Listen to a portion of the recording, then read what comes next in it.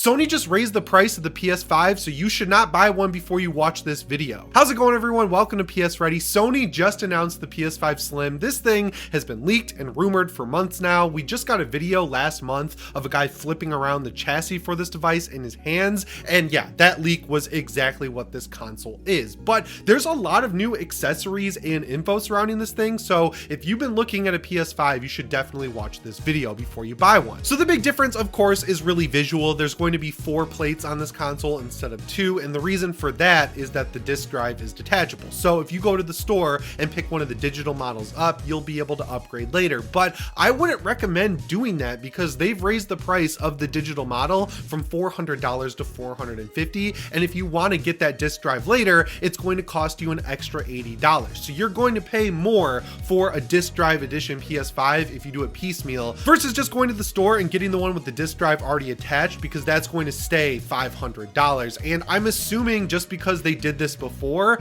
that one maybe will be less prevalent just because Sony wants to make sure this thing is going to net them the biggest profit, and they'll of course make the biggest profit if they sell you the digital model for $450 and then they get you to buy the disc drive for $80 later on, right? The name of the game with this console is 100% cost cutting, which really sucks for us as the consumer, right? Like, they're cutting down the weight because they probably reduced the size of the heatsink. I would bet that maybe they only have one fan, or the fan might be smaller inside. They say that the power is going to remain the same, but like, cutting down the weight as much as they did, there's got to be something going on inside this PS5. I really hope my friend Austin Evans does another teardown video of it as soon as it's available, because I gotta know what's inside of it. Also, another cost-cutting measure that I really disagree with is with the stand. So currently on the launch PS5, you get a plastic stand that's nothing special, but it allows you to set the console horizontally and keep it sturdy, and it also lets you set it vertically. Now, I'm not using the stand. I still have it somewhere.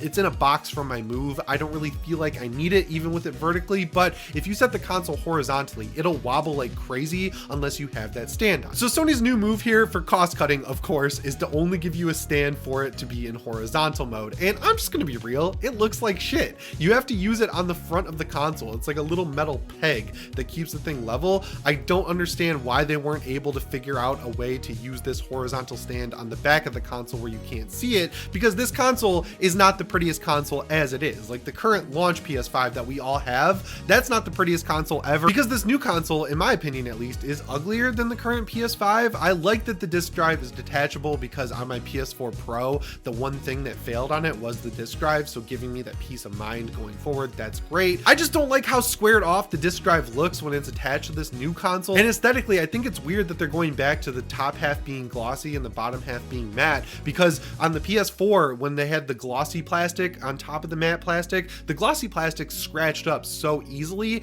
and they use that same plastic on the middle of the PS5 for that center portion where all the buttons are, and that plastic scratches just as easily as the PS4 did back in the day. So I'm not really for that, just because I don't want it to be scratched to hell sitting on my TV stand where people can see it. I think that's not going to look very good, and it honestly brings me back to the original model of the PS3, which also used that cheap glossy plastic that scratched up so incredibly easy. Whoever just texted me, you heard it in the video, I'm sorry. Now, another thing Sony has confirmed here is something that of course we all thought, which is that when the current model of the PS5 sells out, it's gone for good, and then this will become the only model of the PS5 that's available to purchase. And honestly, I think it's probably worth grabbing the current PS5 over this one for a few reasons. The first one being, of course, I just talked about how there's a big weight reduction. They said around 30%. They've reduced the weight of the PS5 multiple times this generation, and every single one of those weight reductions has come at the cost of cooling. They've cut down the size and the amount of copper that's on the heatsink of the PlayStation 5, so arguably the best model of the PS5 is the launch one, because it has the biggest heatsink to match up with those fans, so it's going to keep itself the coolest of them all. The chip has gotten more efficient over time by about 20% if all the like data is true that other people have collected, and that chip is going to be in this console, but they say that it's going to be the exact same power as the original console, so there's really no hardware or performance reason to upgrade, because every hardware change they've made seems to make the console less durable and less premium looking. Like having 4 plates instead of 2, I think that looks less premium. The detachable disc drive, while cool, because if your disc drive breaks, you'll be able to swap it out, which is great, or if you buy the digital model, you'll be able to pick up a disc drive to just slap on the side of it. That's cool. Also, I don't like the pricing, like I mentioned earlier in the video, but it comes at the cost of aesthetic, and overall, I think having anything like a disc drive be detachable like that, that makes it less durable overall. And I'm really curious how you're going to like attach the cord of the disc drive. It's not really clear from this video. I just don't really know what they're thinking here. The timing is also extremely bizarre. Spider-Man 2 comes out on October 20th. A lot of people have ordered the Spider-Man 2 edition PS5 console, and to have that out in the wild with the new plates and everything looking so awesome, and then replace it with this one that doesn't really look as good, at least to me, it's either going to make people upset because they'll be like, dang, I pre-ordered this special edition console and they released a new one right after, or it's going to make them say, wow, I'm glad I got this console because the other one's uglier. Of course, you can't please everyone with this, but it just doesn't make a lot of sense to me for them to announce it right before the release of Spider-Man 2. It would have made more sense, at least in my opinion, if they waited till after the game came out and said, look, we got this game out, everyone's playing it, everyone's enjoying it, now we're replacing the PS5 with a slimmer one that's a little bit uglier. Like, I don't really know, guys. This is a little bit weird. It's also coming at a weird time with the PS Portal. Like, the marketing is going to be split between this new PS5 console and the PlayStation Portal. You guys know I'm a PlayStation fanboy and I'm pro Sony, but as a consumer, I could not care less how much money Sony makes on each individual console sold,